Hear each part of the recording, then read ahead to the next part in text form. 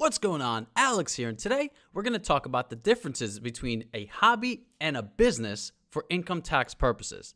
Now, why does this matter?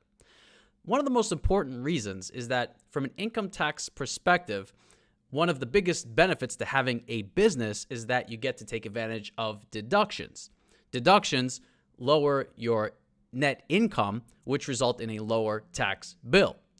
So for business purposes, it's relatively straightforward in that as long as you have ordinary and necessary business expenses that you're using to offset your income, you're all good. But what if the activity that you're engaged in is classified as a hobby for income tax purposes? In that case, your deductions may be severely limited, if not prohibited altogether. So we're going to take a look at all of these different implications, and this is going to be a bit of an involved video because we're going to take a bit of a deep dive. But by the end of it, you're going to be an expert in terms of what constitutes a business and what constitutes a hobby for income tax purposes. As far as the IRS goes, they are looking to determine whether your activity rises to the level of a trade or business. Because, believe it or not, for income tax purposes, you have to pretty much earn treatment as a trade or business to then be able to deduct the expenses. That's really how the tax code is structured. But if the activity does not rise to the level of a trade or business, then you get treated as a hobby, which can dramatically change your tax outcome when all is said and done. So you might be asking, what are the factors that come into play in determining whether an activity is a hobby or a business for income tax purposes? Let's take a look. All right, so this is the IRS website. They have a really good page here labeled Earning Side Income, Is It a Hobby or a Business? All right, so let's take a look at some of the factors that play into determining whether an activity is a hobby or a business. Whether the activity is carried out in a business-like manner and the taxpayer maintains complete and accurate books and records. All right, and a lot of people out there are involved in an activity that they love, that they enjoy, that they get a thrill out of doing. And they have a lot of deductions that go along with that. And they want to reduce their tax liability with those deductions. This is where they could run into issues. Second factor, whether the time and effort the taxpayer puts into the activity shows that they intend to make it profitable. All right, so profit motive. That's important. Next, whether they depend on income from the activity for their livelihood. Whether any losses are due to circumstances beyond the taxpayer's control or are normal for the startup phase of their type of business. Now, an activity losing money doesn't necessarily make it a hobby. I always tell clients, look at Chrysler. They've been losing billions of dollars. Nobody argues that they're a hobby, right? But it's all of these factors taken into account, and not one of them is determinative, all right? So you have to take into account, and clients always hate these words, but the facts and circumstances speak volumes, all right? And this is just another one of those considerations. Let's keep going. Whether they change methods of operation to improve profitability. I've seen numerous cases where there's losses in subsequent tax years, and nothing really changes. If anything, the losses increase over time. So you have to ask yourself, is this person really operating as a business? Because theoretically, if this is a venture that loses money, they would stop doing it after a certain period of time, right? So that's the assumption that comes into play there. Next, whether the taxpayer and their advisors have the knowledge needed to carry out the activity as a successful business. Okay? Whether the taxpayer was successful in making a profit in similar activities in the past, also a factor. Whether the activity makes a profit in some years and how much profit it makes. Finally, whether the taxpayers can expect to make a future profit from the appreciation of the assets used in the activity. All right? So these are essentially the factors that come into play. And if the IRS questions an activity, the general case is that the taxpayer is trying to deduct a bunch of expenses, they have large losses, and it's offsetting their other income. And the IRS is saying, wait a minute, that's a hobby. The taxpayer saying, no, it's a business. And they get into this back and forth situation where they can't agree. Now, if you disagree with the IRS, let's say they're assessing an additional tax with penalties and interest, and you're saying, no, it's a business, these losses are appropriate and should be allowed, that fight is then taken typically to what's known as tax court.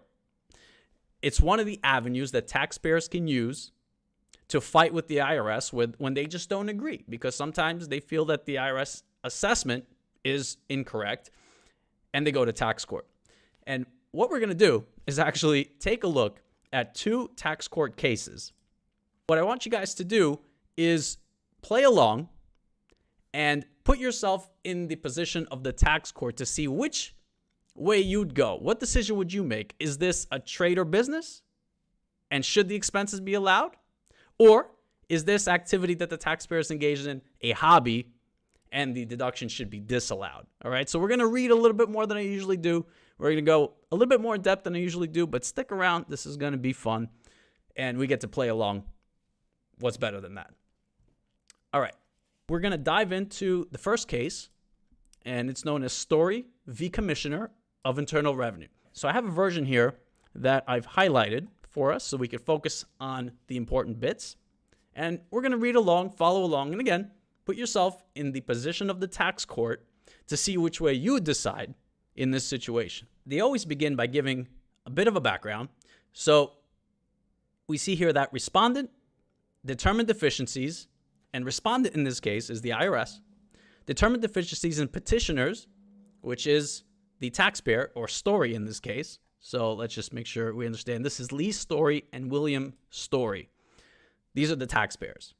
All right, so they are the petitioners. So respondent determined deficiencies in petitioner's federal income tax of $17,000, $123,000, and $119,000, which means underpayment of tax. That's how much more tax the IRS feels that these people owe for 2006, 2007, and 2008, respectively. Respondent also determined, so respondent is IRS, so IRS also determined the taxpayer is liable for an accuracy-related penalty on top of the taxes. So that's what we call twisting the knife. All right, so let's read on. Findings of fact. The deficiencies and penalties determined in this case relate entirely to petitioners, again, the taxpayers, film production activities. So all of you filmmakers out there, listen up. She produced a documentary film entitled Smile Till It Hurts, the Up With People story. From here on, we're just going to refer to it as Smile Till It Hurts. So Smile Till It Hurts explores the peppy youth group Up With People, which began singing in the 1960s. I've never heard of them. They're probably great. Let's read on. Petitioner, taxpayer, is the primary wage earner in her family. During the years at issue, she was a named partner in her law firm, Moyes and Story Ltd. In 2008, petitioner became the partner in the law firm of Ballard Spahr LLP, where she leads the water law practice. I didn't even know water law existed up until this moment. Petitioner earned a substantial income from her law practice during the years at issue, totaling over $1 million. All right, so this is a serious individual, makes some money from her main job, and she decided to produce a film. Let's read on. So, years into their marriage, petitioner first learned that her husband had participated in Up With People as a teenager. Mr. Story's involvement with this group sparked her interest in a topic that would ultimately become Smile Till It Hurts. So she found out her husband was involved with this group, and she was enamored by this topic, and she decided to make a documentary about it. All right? So, from there, she got pretty involved. I'm going to skip a few of the details, but once she gets this idea, she runs with it. She was interested in this group and decided to put a team together and rock and roll in terms of getting this production going. So let's fast forward a bit. All right, so petitioner also obtained extensive and varied insurance for Story Vision. That's the company that she started. And her Smile Till It Hurts project. She secured commercial general liability coverage and an entertainment package policy. She obtained liability insurance for instances where she shot film on location. And she made extensive financial arrangements to carry on and complete her Smile Till It Hurts project. Okay. Petitioner had to give the insurance company a business plan, a budget, and an estimate of the film's value to secure coverage. All right. So she put together an LLC, Story Vision, and this was in 2005, was the sole member and manager, and this was her production company. So she put together a production company and then was undertaking all these activities under it. She established a checking account, a savings account, and a credit card for Story Vision, each separate from any personal accounts. So now she's creating separate bank accounts for this activity, which you should always do. Keep business and personal separate. Petitioner began to run numbers for Smile Till It Hurts in 2005 and first created a written business plan and timeline in 2006. She created written budgets for Smile Till It Hurts and modified them as her project progressed. Petitioner sought investors for Smile Till It Hurts and provided them with substantial information about her finances and plans. She sought investments from the Elman companies and from wealthy individuals. Alumni of Up With People and Moral Rearmament offered her money. She refused the money, however, to maintain her independence. I love this person. I mean, that type of dedication is rare these days. Either way, Petitioner obtained loans for Story Vision to finance Smile Till It Hurts, which is the film project, when the potential investors fell through. Wells Fargo Bank granted to Story Vision a $250,000 business line of credit, and it was renewed twice. Gramercy Investments LLC granted to Story Vision a $75,000 loan in 2007 as well. An individual, Ross Wilson, made a loan of $125,000 to the company.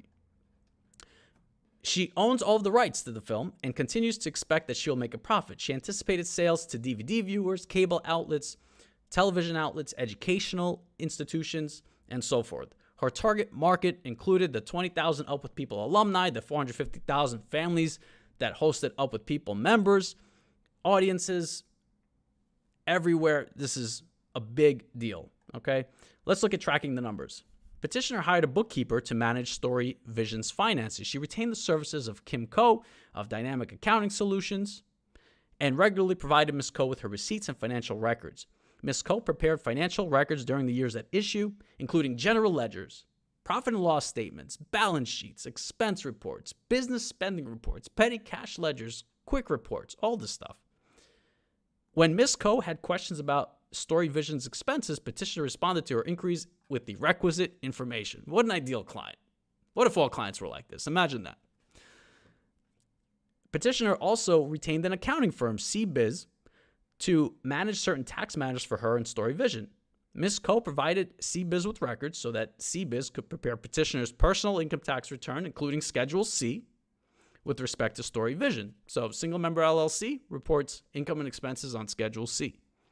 Everything sounds good. They also prepared Forms 1099 miscellaneous for certain individuals working with Story Vision during the years at issue. So what do you guys think so far? We're playing along. Let's say you're the tax court. Is this more of a business or is it more of a hobby? It says here, respondent audited. Respondent, again, is the IRS. Petitioner's tax returns for the 3 years at issue, for the 3 years before the years at issue, questioning whether petitioner's documentary filmmaking activity was a business or a hobby, and ultimately concluded that there was no deficiency. Respondent then issued to petitioners the deficiency notice for the years at issue. So there were some years where the IRS said, this is fine. Then for later years, they issued the notice of deficiency with accuracy-related penalties regarding the deductions the petitioner claimed, and the petitioners filed a petition. So that's why this got to tax court. All right, so in terms of the opinion, this is where the tax court starts doing their thing. They say, we must decide whether petitioner's documentary film production activity was a trade or business or a labor of love. So many people out there doing what they enjoy. More power to them. But from a tax perspective, we got to get into the nuts and bolts and get this all figured out. Respondent asserts, the IRS, that Smile Till It Hurts was the latter, meaning a labor of love, motivated almost exclusively by petitioner's desire to learn about her husband's past and to document this exciting part of his youth. Respondent argues, the IRS, that petitioners are not entitled to deduct expenses from Smile Till It Hurts because petitioner embarked upon her filmmaking journey to fulfill her curiosity, not with the intent to make a profit. Respondent further contends that petitioners did not adequately substantiate a number of alleged expenses and failed to make proper Section 181 elections. That has to do with deducting expenses for film production activities. We don't need to get into specifics. But we see here that respondent seeks to impose accuracy related penalties. So the IRS not only hits you with the taxes, they hit you with penalties and interest on top of it. Interestingly, petitioner admits that her husband's connection with Up With People sparked her interest in the subject matter of her documentary. She argues, however, that she previously held an interest in filmmaking and thought that this topic had broad appeal.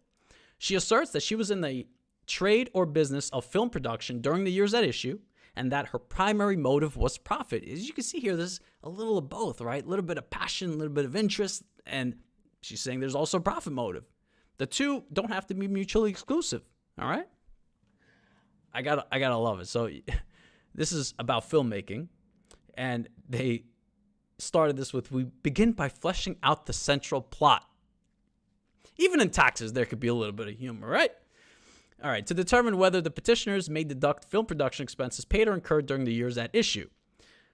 A taxpayer generally may deduct ordinary and necessary, you guys have heard me say those words before, business expenses paid or incurred in carrying on a trade or business.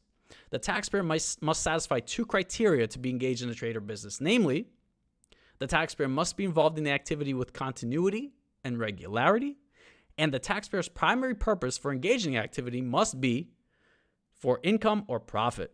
And this is a famous tax court case where a lot of these issues tie back to. We are satisfied that petitioner's film production activity was conducted with continuity and regularity during the years at issue. Petitioner credibly testified about many evenings and weekends spent on film production, and her work product demonstrates time-consuming care and attention to detail. Nevertheless, a taxpayer must conduct the activity with the requisite profit motive or intent for the activity to be considered a trade or business. Petitioner, taxpayer, argues that she engaged in her film production activity with the intent to make a profit and that her expenses are ordinary and necessary. And this is where they disagree. Let's read on. The taxpayer's expectation of profit need not be reasonable, but it must be bona fide, as determined from all surrounding facts and circumstances. I love that. Let's delve into that a little bit. So if someone's expecting to make $1 trillion from their little 5-minute documentary, some could argue that it's not reasonable, but if they really believe, if it's bona fide, that that's possible, then the laws don't preclude that person from taking the deduction. We structure our analysis of whether an activity is engaged in for profit around 9 non-exclusive factors. Whoa, these look really familiar. They do, because they're from here. In fact, this is where the IRS gets this list, is from these tax court cases. No factor or set of factors is controlling. That's also important. Nor is the existence of a majority of factors favoring or disfavoring a profit objective controlling. So what they're saying is it's a mix. Not one factor is going to take you in one direction or another. So you have to weigh each one of them and consider them separately and see overall whether it leans more towards a business or more towards a hobby. All right, so now we have a manner in which the taxpayer conducts the activity. We begin with the first factor by considering whether petitioner carried on the film production activity in a business-like manner. What do you guys think? Factors that may indicate a profit objective include whether petitioner had a business plan, made changes in an effort to earn a profit, maintained complete and accurate books and records, and advertised the film. We find that this factor favors petitioner or the taxpayer. So the tax court is saying, you know what? You checked off these boxes. We're good here. There's no issue. All right. And reading on, petitioner created story vision before the years at issue. Petitioner created separate accounts and a business credit card. Story Vision obtained general liability coverage and an entertainment package policy and liability insurance for instances where the petitioner shot on location. Petitioner hired a bookkeeper. We've already read this. There were general ledgers, profit statements, balance sheets, all this good stuff. There was a written business plan. In addition to the budgets and financing, petitioner modified her movie to increase profit potential. She conducted screenings of the rough cut of Smile Till It Hurts and made corresponding changes to the film. She changed the name of the film when the original film yielded unexpected internet results. And she changed editors when the original editor missed the humor that she sought to convey. Now, it says we do not rely much on the marketing that occurred after the years at issue. We note nonetheless that it is consistent with the business-like manner in which petitioner conducted her film production activity. So they're saying, all right, you know what? You did a lot for this to have the potential to be profitable, so that works in your favor. Next, the expertise of the taxpayers or advisors. The second factor also weighs in favor of petitioner because she developed her own expertise and sought guidance from industry experts.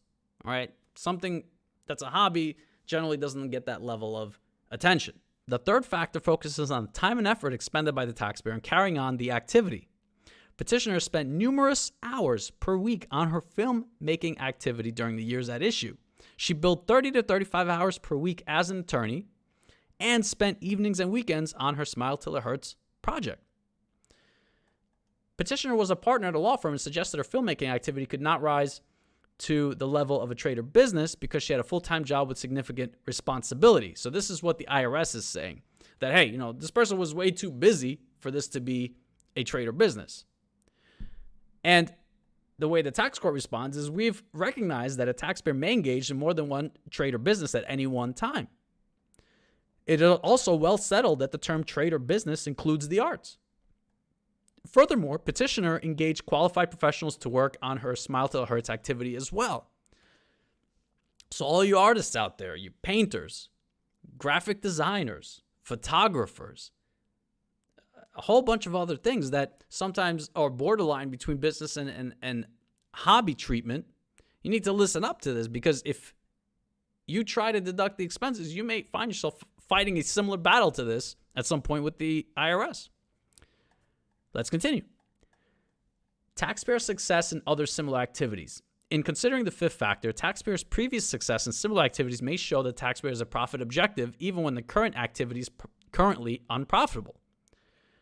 A taxpayer's success in other unrelated activities may also indicate a profit objective. So they're saying that if someone's super successful at a bunch of different things, and then they try something new and it's not successful right off the bat, it may be working in their favor that they are successful in other areas, because then there's a chance, or a higher chance, one would say, that they would be successful in this area at some point. It's just that during the startup phase, it's not profitable. So to wrap it up, we treat petitioner's success as an attorney and accomplishments in the arts as favoring petitioners. So they're saying that this person is someone who kills it at everything else that they've done. There's no reason why they would take something on and not be successful necessarily. So this is one of the factors that plays into it. Again, not determinative, but it favors the petitioner, which is the taxpayer in this case. Let's keep going. Financial status of the taxpayer. Interesting. So respondent argues that an eighth factor, the financial status of the taxpayer, negates petitioner's profit motive. So what they're saying is that he asserts that her significant income from her legal career is sufficient to offset her filmmaking losses while maintaining petitioner's lifestyle. In essence, they're saying, wait a minute, even if this person loses a whole bunch of money making this film, they're not dependent on it. Their circumstances aren't going to change. They're not going to have to sell their house. They're not going to be destitute. They're not going to be out on the street if they don't kill it with this film. All right? So the IRS is saying, in that case, they don't care if this film's successful or not. The taxpayer's still all good from a financial perspective. And interestingly, the tax court agrees and says, you know what? This item favors the IRS, because it's true that if this film's not successful, this person's not out on the street. Next, element of personal pleasure. The last factor looks to elements of personal pleasure or recreation. Petitioner admits that she enjoys both the practice of law and film production. It is obvious that petitioner enjoyed filmmaking and derived personal satisfaction in uncovering and sharing the history of Up With People. We note, however, that petitioner's enjoyment of the filmmaking activity is not sufficient to cause the activity to be classified as a hobby if other factors indicate that she engaged in it for profit. Now, it doesn't say in the tax code anywhere that if you enjoy something, it has to be a hobby and it can't be a business.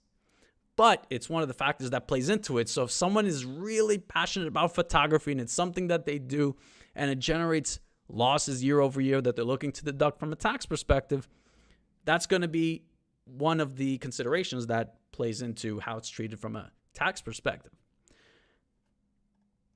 So, what do you guys think?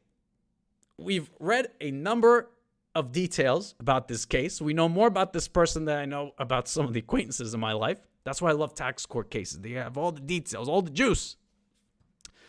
And having considered everything that this person did, creating bank accounts, seeking the advice of other advisors who are professionals, dedicating a lot of time to this activity, a lot of money to it, and on the other side, this is something that they're passionate about, that they enjoy.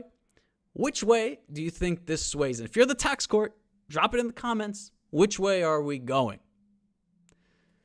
So, in this case, after considering all facts and circumstances, we find that petitioner has shown that she engaged in her filmmaking activity for profit.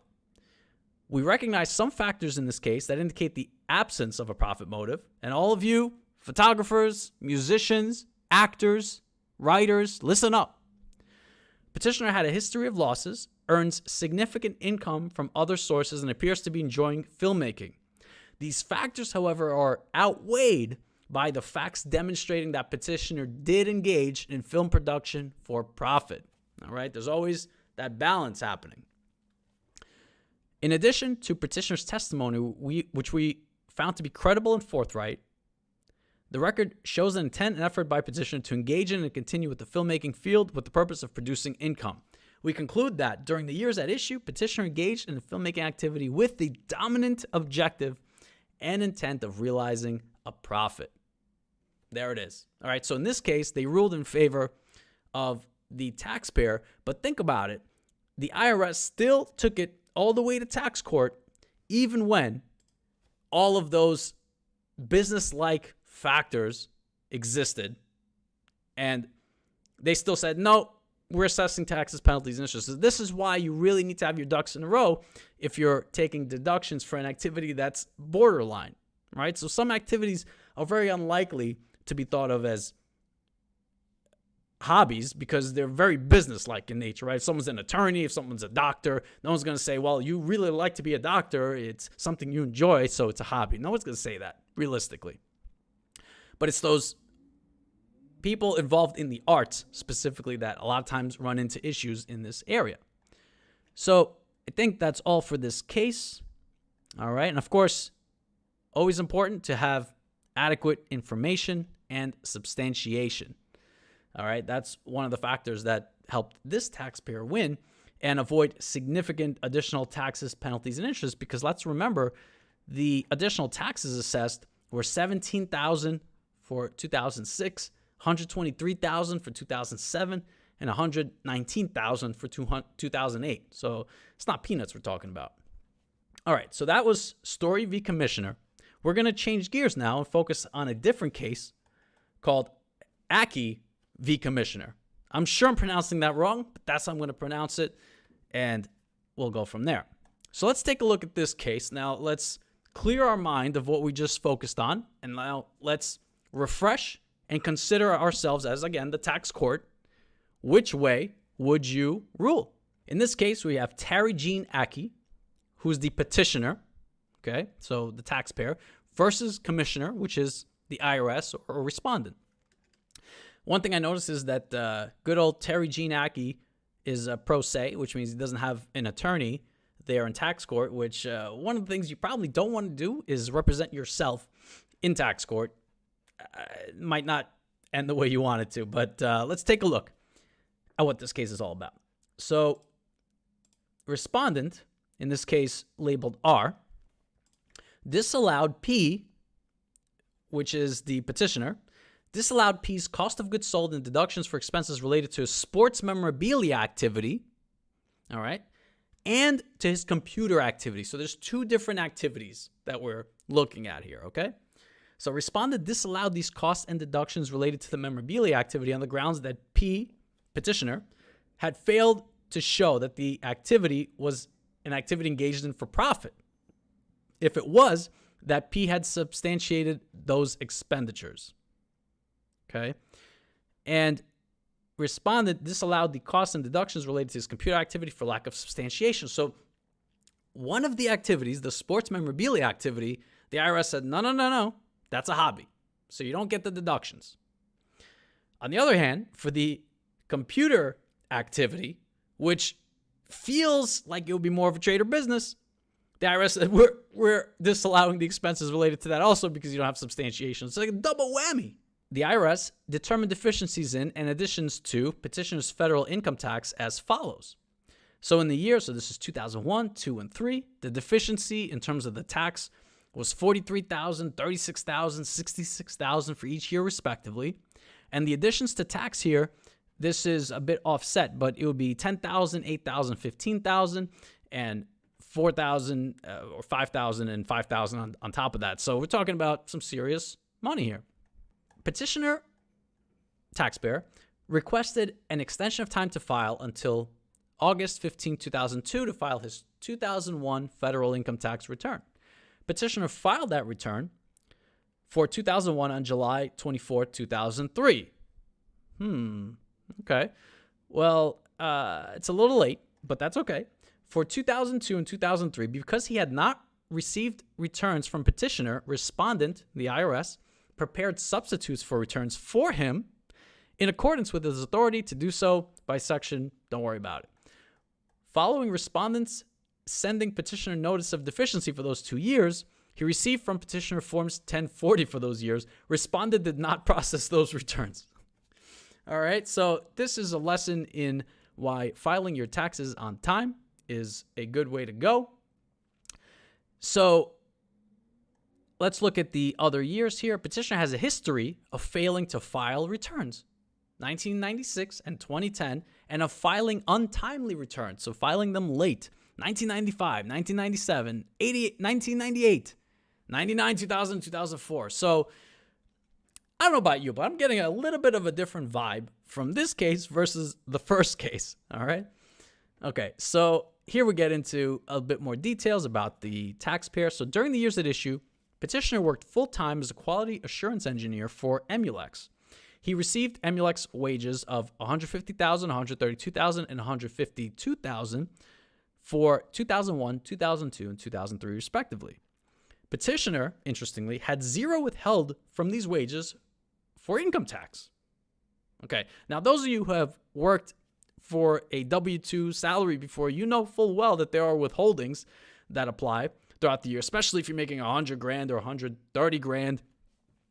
So petitioner had zero withheld from those wages, and he made no estimated tax payments toward his 2002 and 2003 income tax liabilities.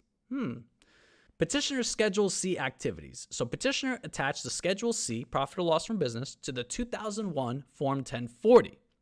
On that Schedule C, he described his principal business or profession as network consulting, sales, and software sports memorabilia, all smooshed into one Schedule C.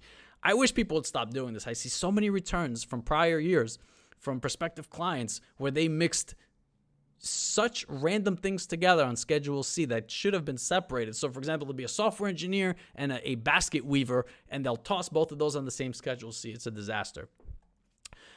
But moving forward, the petitioner attached two Schedule C to the 2002 Form 1040. On the first one, the 2002 Schedule C1, he described his principal business or profession as memorabilia / software sales / consulting. On the second Schedule C, he described his principal business or profession as software consulting. Okay, so again, it's a bit of a mix, but hey.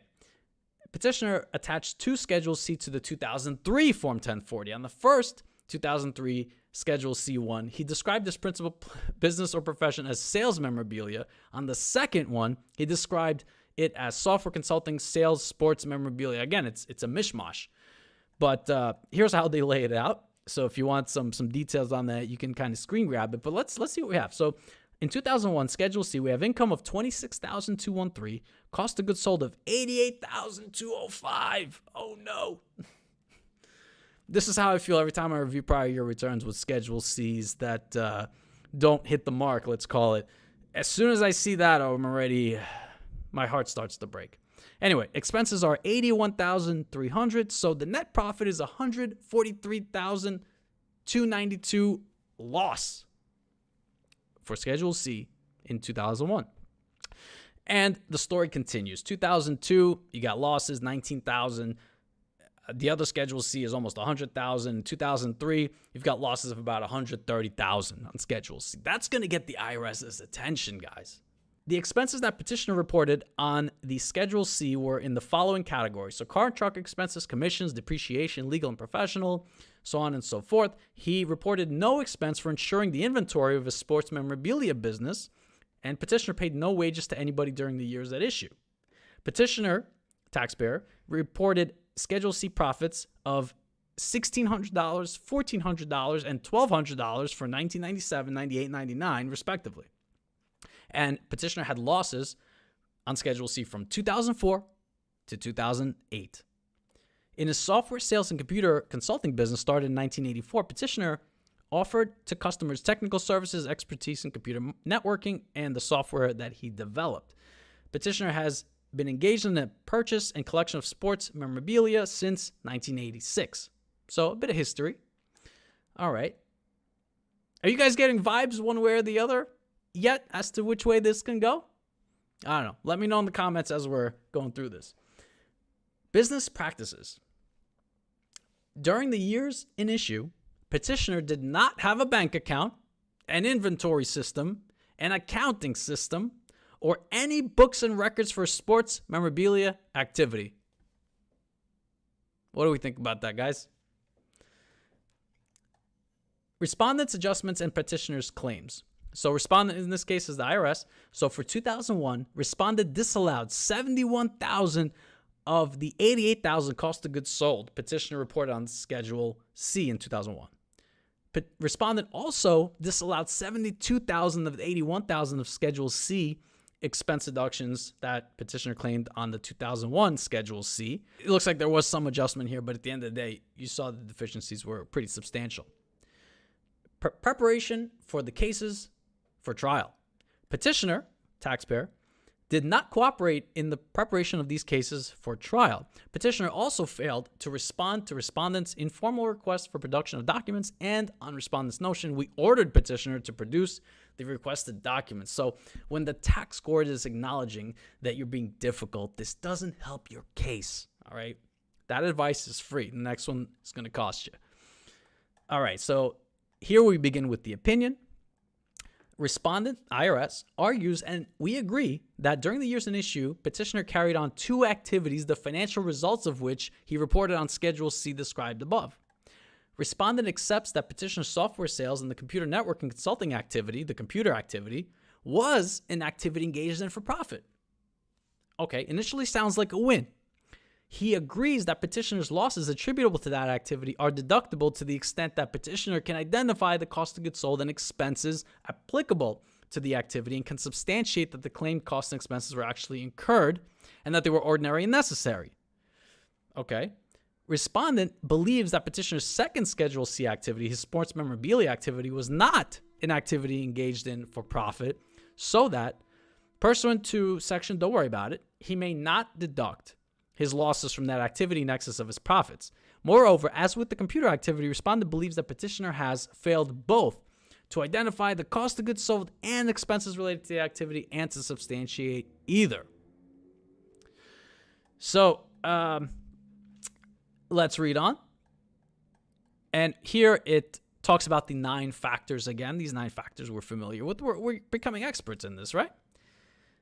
And Petitioner testified that he had an honest objective of making a profit from his sports memorabilia activity. He also testified that he added other products and learned to grade card conditions in order to make the activity more profitable. In determining whether petitioner had the requisite profit motive, we give limited weight to his testimony and greater weight to the objective factors listed above. Oh, snap. So what they're saying is that, that's a nice try, but it doesn't get there in terms of having this classified as a trade or business. Manner of carrying on the activity. Let's read on. Petitioner did not carry on his activity in a business-like manner because he failed to maintain complete and accurate books and records and did not change his operating methods to increase profitability. Again, we saw losses from 2004 to 2008. Nor did he maintain a separate bank account for his sports memorabilia activity. Notwithstanding the lack of evidence in the record, petitioner maintains that he kept all receipts of his expenses and maintained separate bank accounts for his business. However, if we were to find this testimony credible, we have previously recognized the purpose of maintaining books and records is to facilitate a means of periodically determining profitability and analyzing expenses. All right? Petitioner undertook no such financial analysis. He did not prepare budgets, income statements, balance sheets, forecasts, or any other financial statement which would lead us to believe that he used his purported records to improve his bottom line. Moreover, although petitioner testified that he had a business plan for his business activity, he failed to provide evidence of it. Okay? So all of you shoebox receipt people, this applies to you. If you're not putting those financials together, you're not doing the accounting bookkeeping, it will come back to haunt you from a tax perspective. Like it's kind of haunting our friend Aki here. According to the figures he reported on his return, cost of goods sold exceeded gross receipts for all years in issue, which means that he continued to add to his inventory while consistently selling his items for a fraction of their cost without due regard for the losses he repeatedly occurred. So what they're saying is that he would buy something for $1 and sell it for 30 cents. And he would keep on doing this and keep on doing this. And he had consistent losses, so he would then buy something for $1.50 and sell it for 30 cents, and buy something for $3 and sell it for 30 cents. So they're arguing that this doesn't make sense as a business because this person didn't keep any financial records, so how would they even know if they're profitable or not? It's an interesting argument. Now let's look at expertise. What if he was an expert in the car business? He just didn't time his transactions correctly.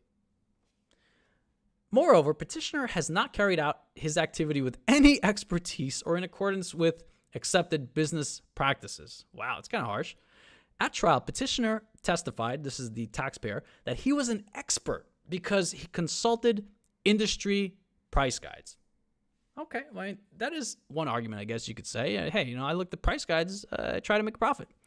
However, he conceded that during cross-examination that collectors of sports cards and memorabilia, even those without a profit motive, also purchase price guides. And while petitioner claims on brief that he, quote, sought expertise advice from industry experts on how to make the business line of sports-related profitable several times a year, there's no evidence to support that claim.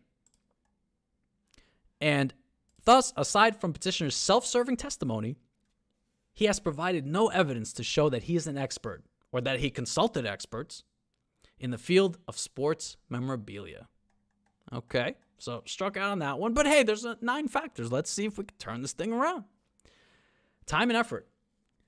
Petitioner has not shown that he devoted much of his personal time and effort to carrying on this activity, nor did he withdraw from his full-time occupation to devote his time and effort to the sports memorabilia activity. Now, we looked at the first case, the Story case, where the taxpayer was a full-time attorney and in her off time worked on her film production. And that was okay. But here, they're saying that he didn't withdraw from his full-time occupation. And this is working against him because of what we're about to read. Petitioner testified that he spent over 15 hours a day, every day, conducting his sports memorabilia activity.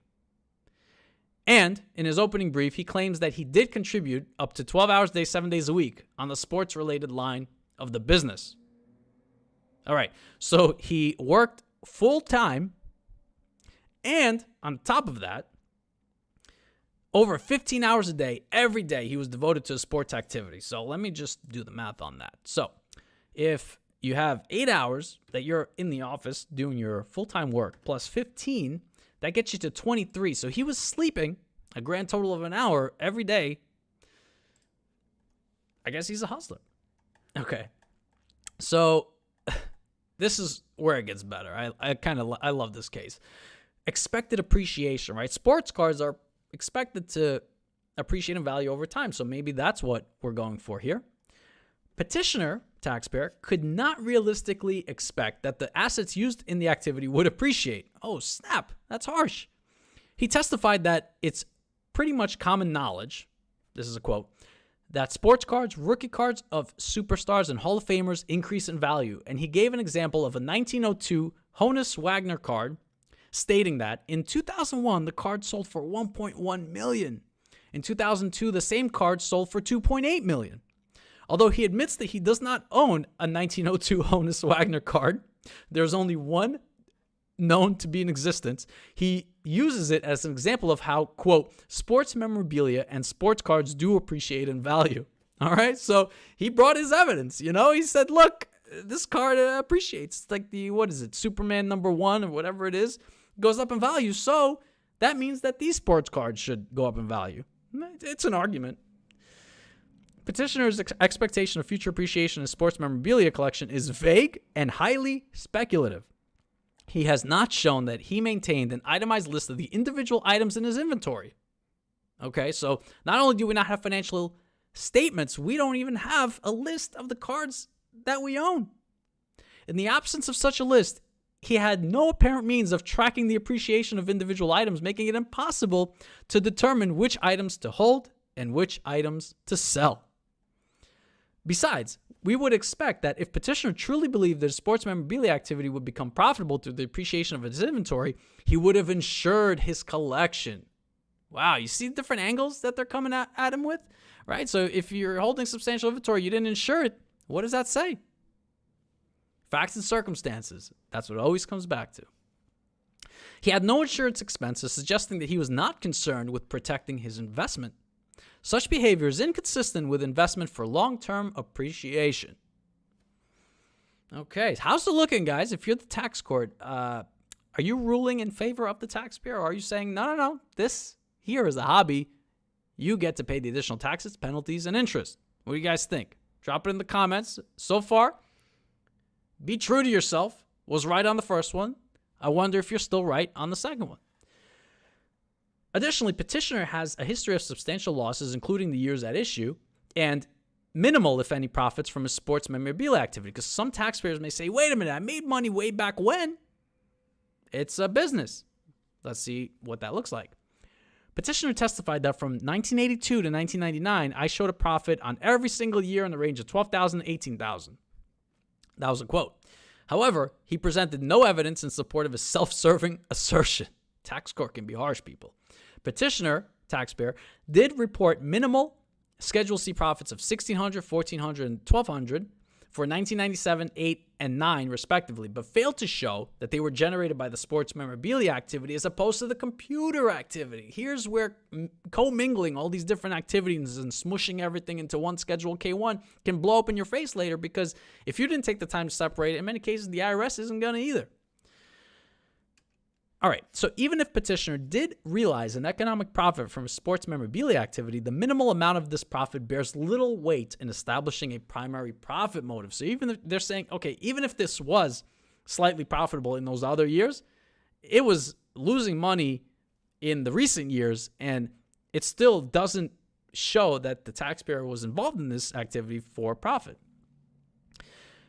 And then they specify that an occasional small profit from an activity generating large losses, or from an activity in which the taxpayer has made a large investment, would generally not be determinative that the activity is engaged in for profit. Again, just losing money doesn't necessarily make something not a business, okay? It can lose money and still be considered a trade or business, or it can be considered a hobby. So it can go either way. Now, petitioner argues that unforeseen circumstances resulted in his continuing losses. So this is him trying to justify it. Petitioner claims that the use of steroids in Major League Baseball greatly reduced the value of his sports memorabilia collection. Guys, it's not me, it's the steroids. Common argument from taxpayers. Petitioner has not shown, however, that his sports memorabilia activity would have been profitable if events beyond his control had not occurred. We decline to find that the losses can be attributable to the use of steroids in sports. Maybe not surprising. All right. Let's look at financial status. Finally, that a taxpayer has substantial income from sources other than the activity may indicate that the activity is not engaged in for profit. And during the subject years, petitioner earned a steady salary from Emulex on which he subsisted. The salary enabled him to pursue his longtime passion.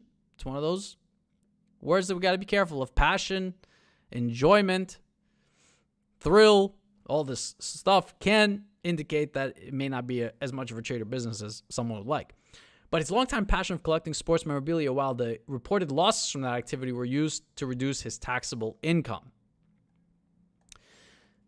All right, so what do you guys think?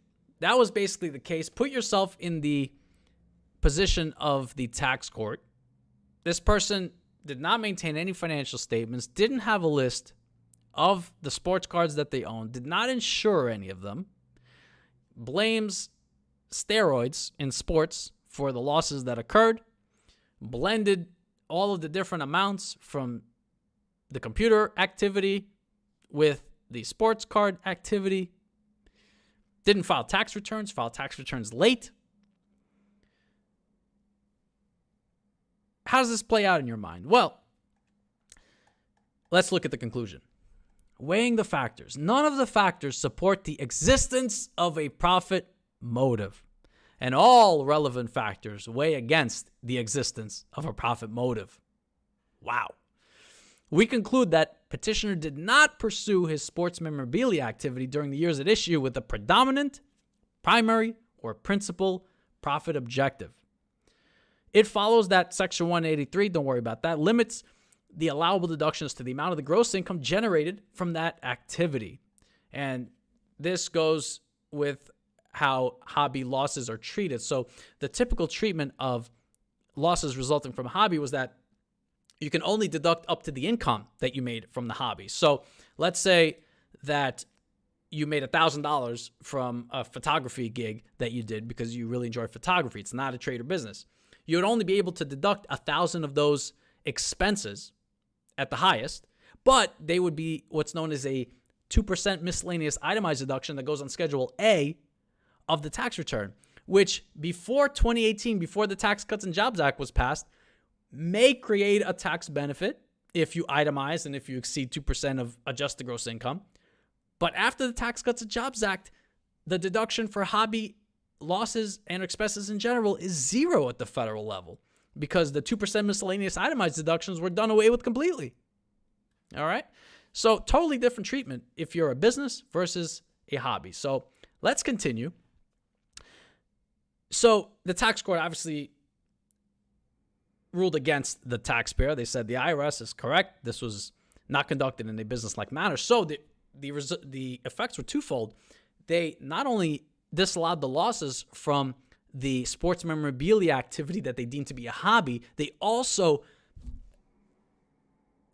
took away a lot of the deductions for the software activity because they didn't substantiate them. So this is where you have to have the records available. You have to have all of the substantive information to back up your deductions. Okay? Let's keep reading. This is almost at the end of the case here, but just additional details. So whether petitioner is entitled to any of the Schedule C deductions, they say, even if we were to find that petitioner engaged in the sports memorabilia activity for profit, we would still not allow petitioner's claimed cost of goods sold and deductions either for that activity or for his computer activity because petitioner has failed to substantiate both the fact of the expenditures themselves and with respect to his claimed business deductions that they were ordinary and necessary business expenses. Substantiation, guys, in the income tax world is king. All right? You got to keep those receipts. You got to keep the records clean and tight because if you don't, once the IRS takes a look, they may open up a much bigger can of worms than you even anticipate just because the substantiation is not in order. We see it all the time. So this is a beautiful part of this. If there's one thing that makes me belly laugh, it's this part right here, just because I see it so often. In support of his claim that he has adequately substantiated all of his deductions, petitioner offers us 8 5-inch thick loose leaf binders containing thousands of pages of papers. I can't. As a tax professional, it hurts me to read that because I've seen way too many of these cases. All right, so 8 5-inch thick loose leaf binders containing thousands of pages of papers. Petitioner has ignored our specific instructions that he substantiate the total income from both Schedule C activities for each year, that he show the income allocable to the computer activity, that he show the income allocable to the sports memorabilia activity, and that he substantiate all of his expenses related to each of the activities. Please, guys, separate your business activities from a tax perspective. You're not going to win by smushing everything together and hoping for the best, because at some point, when it comes to a head, it's going to need to be separated. Either the IRS is going to do it or you're going to do it. Better that you do it. So, we need not and will not undertake the task of sorting through the voluminous evidence petitioner has provided in an attempt to see what is and what is not adequate substantiation of the items on petitioner's returns. Petitioner has failed to carry his burden of proving his claimed costs of goods sold and deductions. So they also point out that determining that the taxpayer failed to carry his burden of proving trade or business items in that he has, quote, chosen to rely on what may be termed the shoebox method of attaching photocopies of numerous cash register tapes and of similar bits of paper to his returns without making any effort on the returns or on brief, and only a slight effort in oral testimony to link any item to a deductible trade or business expense transaction. Therefore, we sustain respondents' disallowance of the claimed expenses. So they're saying that huge box of crap that you dragged over here, you could take that home. We're not spending hours figuring out your accounting. Are you crazy? It just blows my mind. Compare this to the first case. Story had her situation tight. She had the books and records clean. Everything's ready to go. This guy is a bit of a clown. Just one of the things to consider if you want deductions on your tax return, you got to keep the records clean. It's got to be tight. All right, so let's look at additions to tax. All right, so there are going to be penalties, interest, and all that good stuff. And it notes the following. Petitioner argues that he was unable to file and unable to pay his tax on account of illness. All right, so he blamed the losses on the business side on steroids, and he's blaming the inability to file and pay on illness. Let's read on. A taxpayer's disability may constitute reasonable cause for failure to file returns.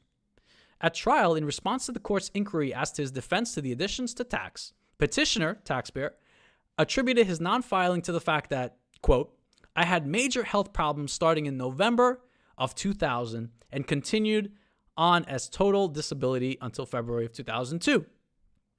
Petitioner has provided limited substantiation of his medical problems. He has proffered a handwritten note from a doctor stating that he had surgery on November 1st, 2001 and could not return to work until December 20th, 2001. And an email stating that petitioner was not at work from October 25th, 2001 to January 20th, 2002. Now, guys, you're somewhat tax experts. Do you think that this swayed the tax court or not? No, it didn't.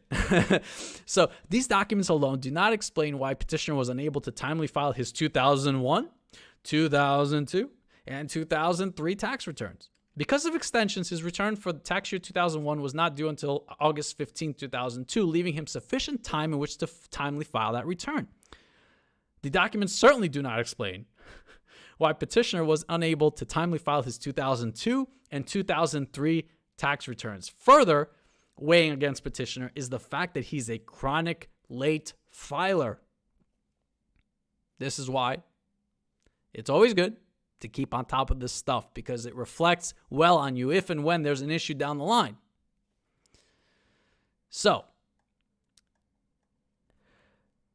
while we do not minimize the difficulties that may have arisen on account of his illness, the fact remains the petitioner remained gainfully employed, earning significant income during 2001 and 2003, and apparently was able to attend business matters and to his collectibles activity throughout that period. So they're saying, okay, well, he was healthy enough to go to work.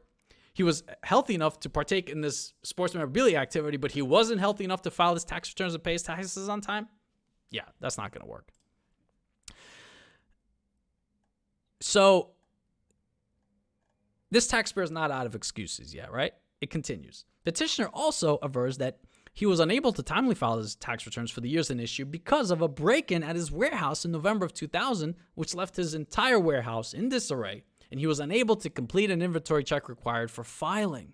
You know, and the violin continues to play its sad song. The testimony alone does not explain why petitioner was unable to timely file his 2001, 2002, and 2003 tax returns, all of which were due well after the purported break-in. On the basis of the foregoing, we hold that petitioner did not have reasonable cause for his failure to timely file, and we sustain respondent's determination of additional tax. So that's taxes, penalties, and interest, and that is the Aki v. Commissioner case. All right, so if you were playing along and you came to the conclusion that there's some difference between this taxpayer and the Story case that we recently looked at, then you're right.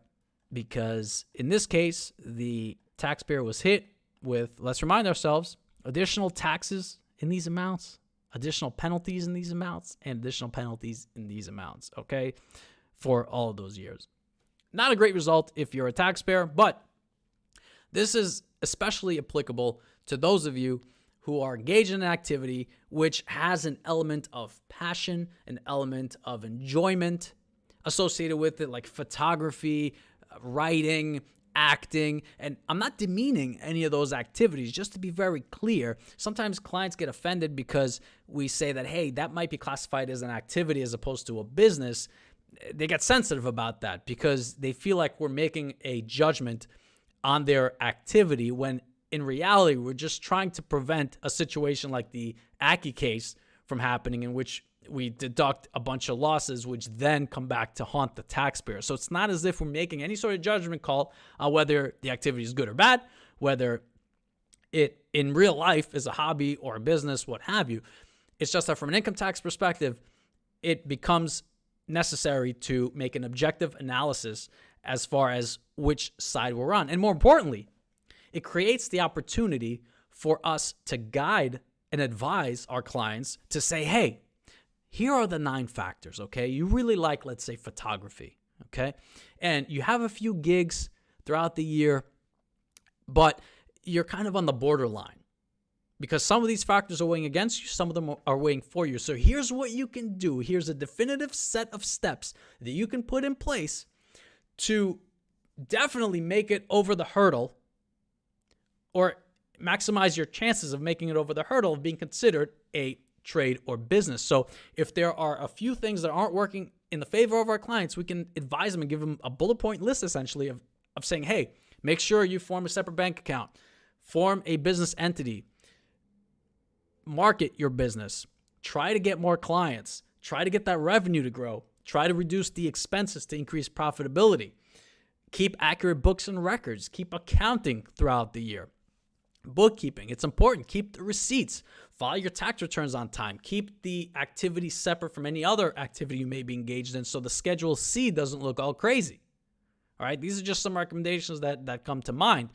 And if you have a website that's holding out your activity to the public, if you're actively marketing it, you're investing in advertising through, let's say, social media or other advertising channels, if you have a growing client list over time, if you're optimizing your business and trying to maximize profits and you're doing more of what's profitable and less of what's not profitable, if you have a business plan, if it's all in writing and clear, if you have procedures in place, if you have an office location, all of these different things, again, none of those are determinative, but it helps your case. And it overall, when you look at the total picture, allows you to make it over that hurdle of rising to the level of a trade or business and being able to not only deduct the expenses, but do so and be able to sleep at night, right? Because we don't want to just throw something crazy on a tax return, hoping for the best. We want to be confident in our position. And the way we do that is by understanding these 9 factors, okay? And being on the right side of this from an income tax perspective. Again, if your activity has elements of enjoyment, elements of passion, this is something you have to consider, because all too often taxpayers get on the wrong side of this and we see the damage that can be done, because when you receive a notice from the IRS saying that we disallowed your deductions, you owe $60,000 in 30 days, it's not a happy day. So with that, if you enjoyed this video, if you're still watching, hit that like button, subscribe to the channel, drop some comments down below, because if you ask an interesting question, I might just answer it in a video just like this. And again, thank you guys for the support. Appreciate you watching. Hopefully this was helpful, and thank you so much. See you next time.